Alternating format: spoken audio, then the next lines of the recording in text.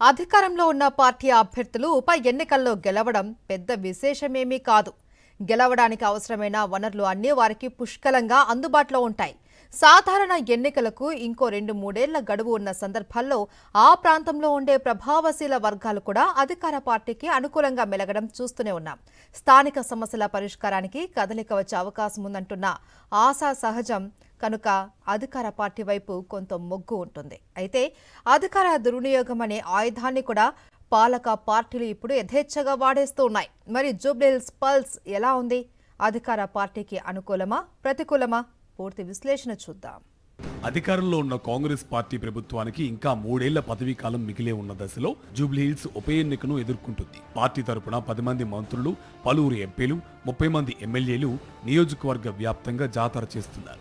రాజు తలుచుకుంటే దెబ్బలకు, నేటి ప్రజా ప్రభుత్వాలు తలుచుకుంటే డబ్బులకు కరువేముంటుంది? బీసీ రిజర్వేషన్ల అంశం మీద రాష్ట్ర వ్యాప్తంగా బీసీ ఉద్యమానికి సన్నాహాలు జరుగుతున్న సందర్భం. ఈ నేపథ్యంలో స్థానికంగా ఉన్న బలమైన బీసీ వర్గం అభ్యర్థిని కాంగ్రెస్ పార్టీ బరిలోకి దించింది.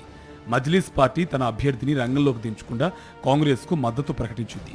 హైదరాబాద్లో కాంగ్రెస్, బీజేపీ అభ్యర్థుల మధ్యన ప్రధాన పోటీ ఉన్న సందర్భంలోనే ముస్లిం ఓటు కాంగ్రెస్కు పడే సంప్రదాయం ఉంది. 2 సెక్యులర్ పార్టీల మధ్యనే ప్రధాన పోటీ ఉన్నప్పుడు ముస్లిం ఓటు ఏకపక్షంగా ఉండదు. జూబ్లీహిల్స్లో బీజేపీ అభ్యర్థి రంగంలో ఉన్నప్పటికీ ప్రధాన పోటీ మాత్రం బీఆర్ఎస్, కాంగ్రెస్ల మధ్యనే నెలకొన్నట్టు ప్రచార పర్వంలో నిరూపితమైంది.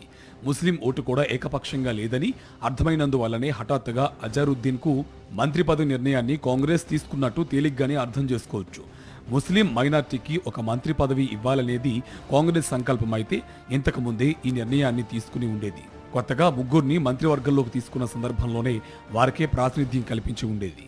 అలా కాకుండా ఉప ఎన్నిక పోలింగ్కు సరిగ్గా 10 రోజుల ముందు అజారుద్దీన్ చేత మంత్రిగా ప్రమాణ స్వీకారం చేయించడం ఖచ్చితంగా అనైతిక చర్యగానే భావించవలసి ఉంటుంది. మజ్లిస్ మద్దతు కారణంగా గుండుగొత్తగా పడే మైనారిటీ ఓట్లతో జూబ్లీహిల్స్ గెలుపు తమకు నల్లేరుపై బండినాడకే కాగలదని కాంగ్రెస్ పార్టీ తొలుత భావించినట్టుంది. క్షేత్రస్థాయిలో ఏదో తేడా కొట్టడంతోనే హడావిడిగా అసందర్భంగా అజారుద్దీన్కు మంత్రి పదవి కట్టబెట్టారనే అభిప్రాయం బలపడుతుంది. బీజేపీ అభ్యర్థిని ప్రధాన పోటీదారుగా నియోజకవర్గ ప్రజలు భావించడం లేదు. అందువల్ల అక్కడ మతపరమైన పోలరైజేషన్ ఏమాత్రం కనిపించడం లేదు. ప్రధాన పోటీదారులుగా కనిపిస్తున్న కాంగ్రెస్, బీఆర్ఎస్లు అభివృద్ధి ఎజెండానే ప్రచారం చేసుకుంటున్నాయి. ఓటర్లు కూడా ఇదే ప్రాతిపదికన చీలుతున్నాయి. ఇందులో మైనారిటీ, మెజారిటీ అన్న తేడా ఏమీ కనిపించడం లేదు. ఇటువంటి పరిస్థితుల్లో అజారుద్దీన్కు మంత్రి పదవి ఇవ్వడం వలన, ముంబైలో సల్మాన్ ఖాన్తో ముఖ్యమంత్రి దిగిన ఫోటోలను సీఎంఓ విడుదల చేయడం వలన మైనారిటీలు ప్రభావితమయ్యే అవకాశాలు తక్కువ. ఉచిత బస్సు ప్రయాణంపై మహిళల్లో సానుకూల స్పందనే ఉంది. అదే సందర్భంగా ఇంటింటి ప్రచారానికి వెళ్తున్న కాంగ్రెస్ నేతలను అక్కడక్కడ మహిళలే నిలదీస్తున్న వార్తలు కూడా మీడియాలో రిపోర్ట్ అవుతున్నాయి. ఇక ఉప ఎన్నికకు ముందు 200 కోట్ల అభివృద్ధి పనులకు కాంగ్రెస్ ప్రభుత్వం శంకుస్థాపనలు చేసింది. అందులో కొన్ని పనులు పూర్తి చేశారు కూడా. ఇది కాంగ్రెస్ అభ్యర్థికి మేలు చేసే అంశం. కానీ కంటోన్మెంట్ ఉప ఎన్నికకు ముందు అక్కడ కాంగ్రెస్ వాళ్ళు అనేక హామీలు గుప్పించి మోసం చేశారని ఆ ప్రాంతం నుంచి వచ్చిన మహిళల టీం ఒకటి జూబ్లీహిల్స్లో విస్తారంగా ప్రచారం చేస్తుంది. ఇవి కాంగ్రెస్ ప్రచారానికి ఇబ్బంది కలిగించే విషయాలే.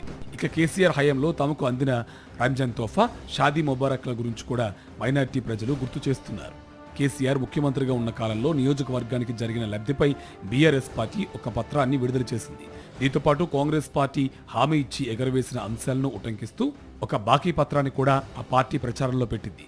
ఇవి జనంలో చర్చనీయాంశాలుగా మారాయి.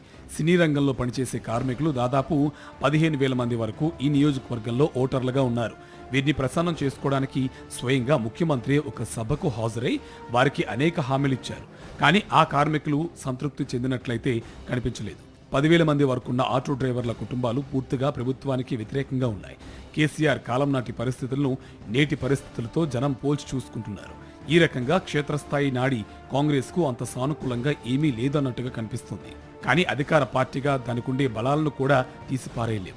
కొన్ని అనుకూల అంశాలు ఉన్నప్పటికీ కాంగ్రెస్లో ఏదో తెలియని అలజడి కనిపిస్తుంది. ఓడిపోతే తరువాత పర్యవసానాలు ఎలా ఉంటాయోనన్న కలవరం ఆ శిబిరంలో నెలకొంది. ఉప ఎన్నిక పోలింగ్కు ఇంకా 9 రోజుల సమయం ఉంది. ఆలోగా అధికార పార్టీకి అనుకూలంగా ఏదైనా అద్భుతం జరుగుతుందేమో చూడాలి.